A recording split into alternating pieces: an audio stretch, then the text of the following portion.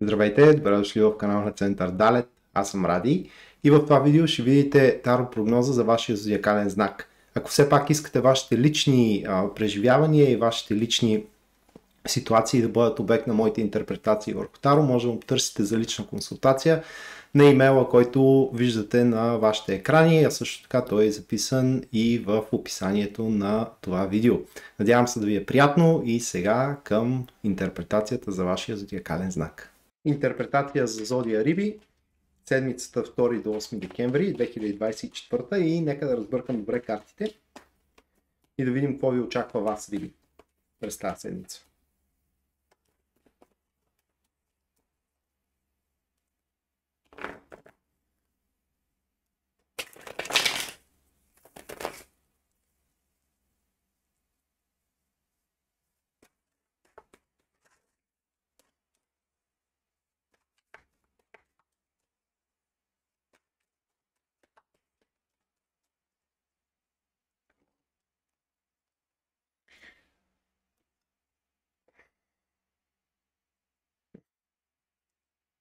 Една секунда. Съм поставил грешно някои от картите.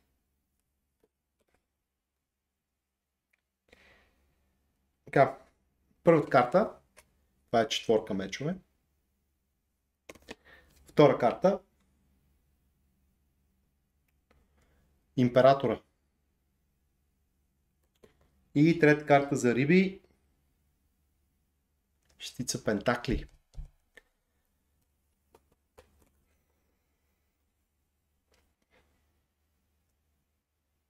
Тази седмица ще ви бъде поверено нещо. Ще се говори с вас за... Най-вероятно са някакви документи. Ще се говори с вас, ще ви бъдат поверени тия документи, от които зависи доста. И в тях най-вероятно се касае за парички. И с тази шестица пентакли до четворката мечове, трябва да знаете, че вие не сте били първия избор за тези документи. Примерно да кажем това да е някакво завещание, да ви бъде поверено, че ще бъдете вписани в завещание. Защото целият процес се извършва в атмосфера, която по една или друга причина, от която по една или друга причина зависите. Това се вижда в императора и четворка мечове. Тоест това е нещо, от което ви зависи по-нататъчното развитие в живота. Човек да загуби работата си, намира работа, да се провали в бизнеса, може пак да изгради бизнес, обаче семейството не се сменя. Така че най-вероятно произлиза от семейството и сега вариантите може да са безброй, нали? Както казах, това може да е завещание, може да е някакво споразумение, което да сключите с член от семейството, което споразумение да касае пари и ресурси като цяло. Нали? Но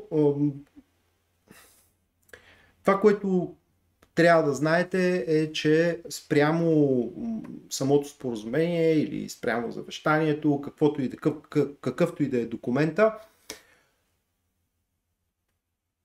всичко ще бъде изгладено в смисъл такъв, че няма да има някакви подводни камъни и да се съгласите на нещо, което после да ви изяде главата.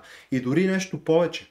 Когато вече този документ бъде установен, един вид, тогава това ще ви изстреля доста напред в иерархията на живота, грубо казано. Примерно да кажем, ще станете с по-големи възможности, ще имате определено проблеми, които, или по-точно не проблеми, но тревоги, които имате в момента. Примерно да кажем, тревогата аз какво ще правя като устарея, нали? Или пък как бих се справил с това нещо или с онова, или пък проблеми, които срещате в момента. Просто повече няма да има как да ви засягат, защото този документ така подписан, може и да е документ, че на вас ви оставят някакъв имот, примерно, но този документ е така съставен, всъщност разрешава напълно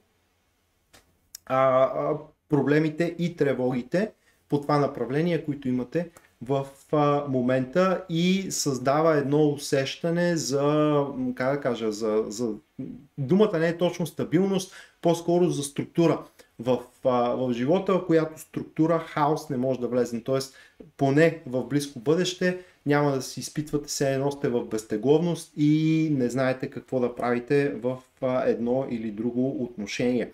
Много е важно обаче през тази седмица също така да си пазите добре здравето, т.е. да не се пренатоварвате, да не експериментирате с диети, да не стоите на студено, разбира се, на течение в къщи.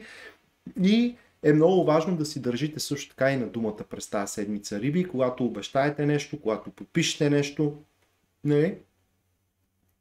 На вас трябва да може да се разчита, защото ще дойде един момент, поне според тия карти, в който вие ще сте човека, или по-скоро първият човек, който ще му хрумне на отсрещата страна, сте вие и така начинанието ще има доста големи дивиденти. И затова това е една седмица, в която трябва наистина да се представите като хора, на които наистина може да се разчита и думата им на две не става. Това беше седмичната интерпретация за вас, риби, за седмицата 2 до 8 декември. Надявам се да ви е било приятно. И ако искате вашите лични ситуации, цели или проблеми да бъдат обект на моите таро интерпретации, може да ме потърсите за лична консултация на имейла, който е в описанието на това видео. Пожелавам ви успех със седмицата и се надявам да се видим следващия път. До тогава. Чао!